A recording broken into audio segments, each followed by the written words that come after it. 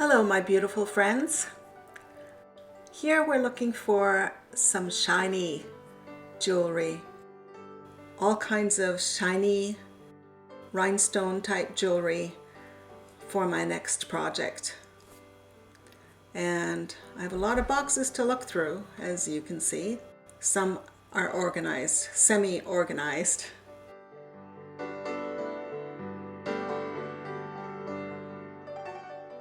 So my goal here was to paint a background that would be colorful and solid so that when my jewelry pieces were added, there wouldn't be any white showing.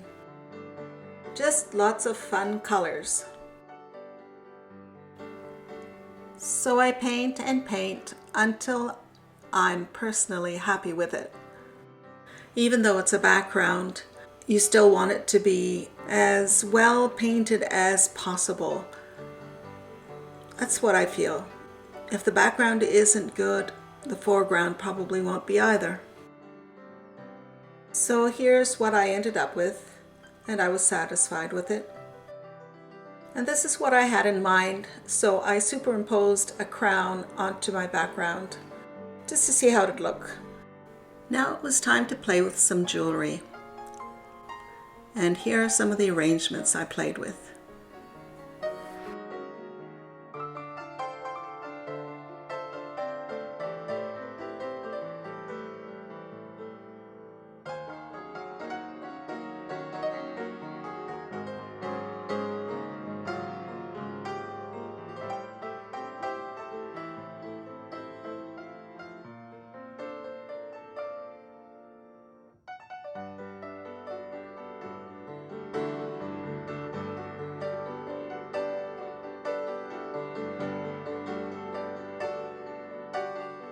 So after working out some ideas, it was time to get serious in earnest.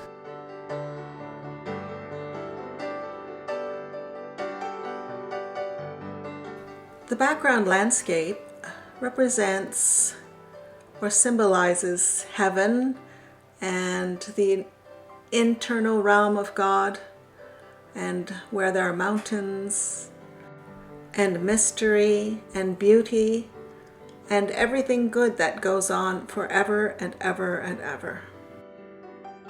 When you stand inside God, you're seeing to eternity and beyond, because even eternity originated inside God.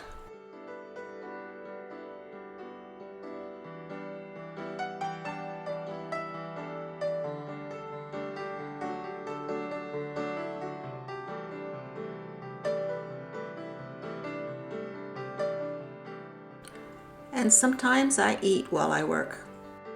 I think you do too. You'll see flashes of a tape ruler. That's so I can keep this crown almost perfectly centered. Well, I was happy with this section, so I thought let's glue it down before we make a mess of it and accidentally bump it.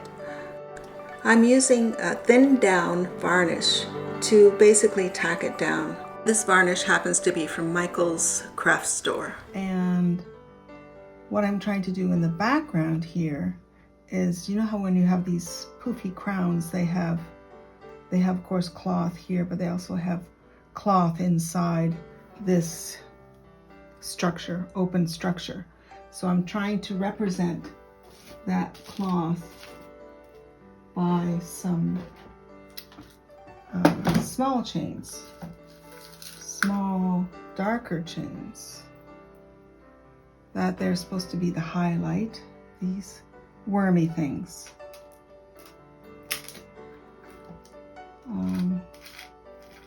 I don't have enough dark chains. Would be nice if I could make it this dark. Wouldn't that be great?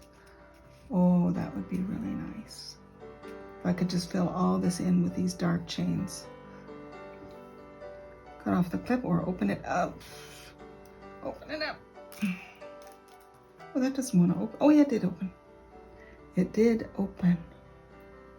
Okay. Oh. Okay, so we just got to get rid of this. It's a nice little clip there. So this is darker.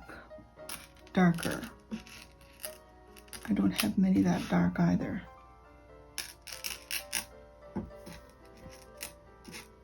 I want all this filled in with chain.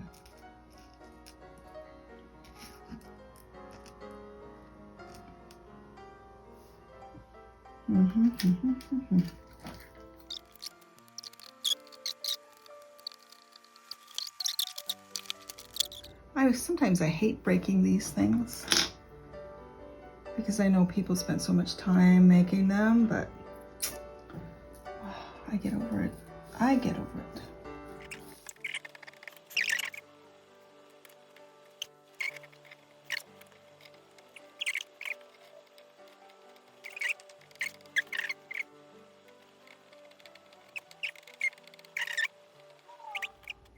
Now, what did I learn about putting varnish on dark chains? They lose their color.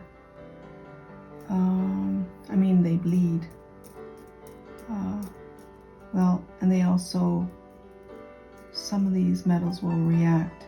So some of them may turn darker anyway. They may react to the varnish. It has happened to me before.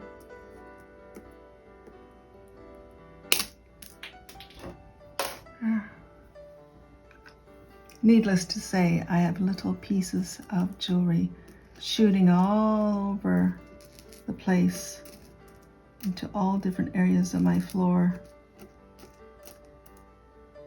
No one, absolutely no one, vacuums my studio floor but me.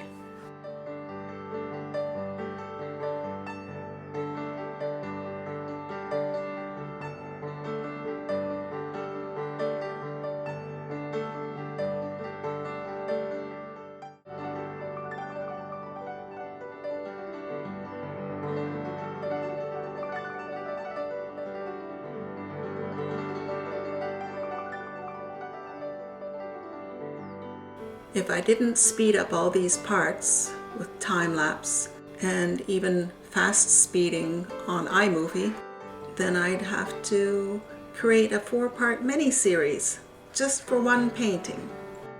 And that ain't going to happen.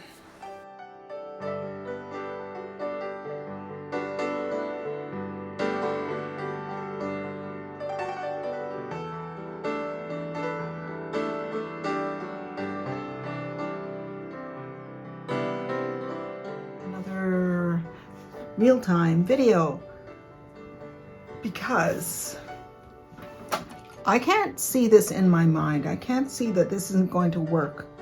When I thought, okay, if I put chains everywhere, I think that's going to have a really nice effect. Well, I don't like it, so I'm going to take them all away.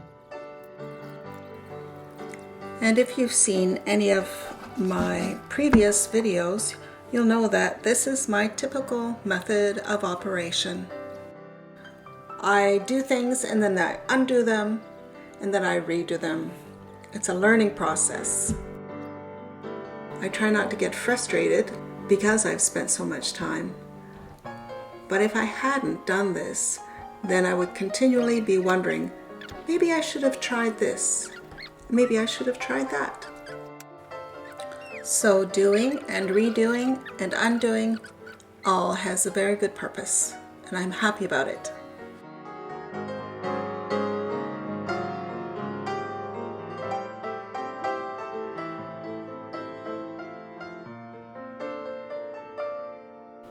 It's actually a calming process, trying all these different variations on my background. I have ideas, but I can't mentally work it out if the ideas will be good or not. So I have to do it physically. It's just the way I work.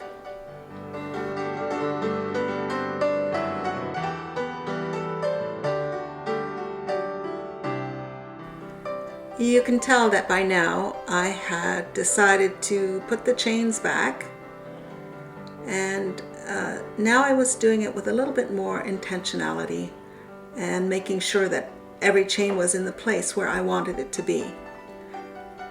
Whereas before I was working a little too fast.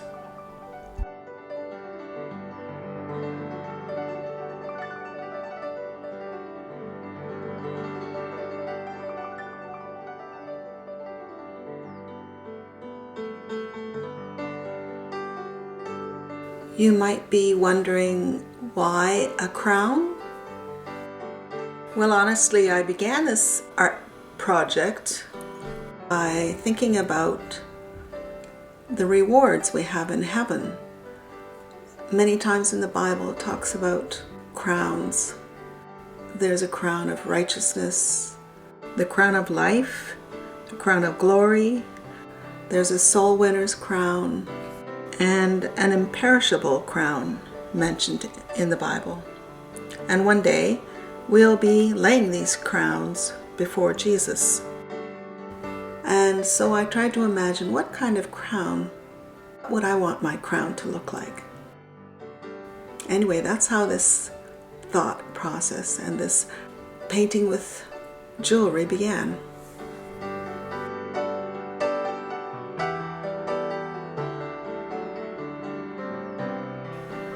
So you can see we're nearing the end of the placement of all those little chains, jewelry chains.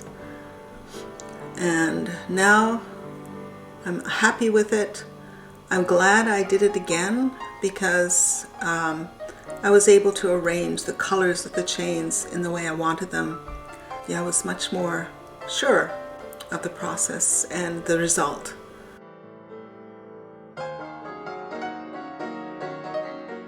So I'm laying down again some thin varnish.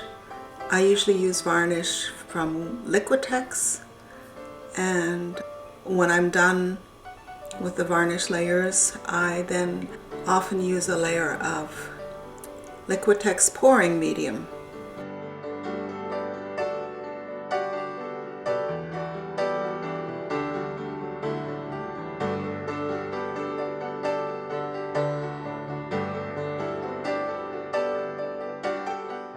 And while it was still all juicy and not dry, I took some close-up photos. Be sure, if you're doing this, to wait until your glue is completely dry.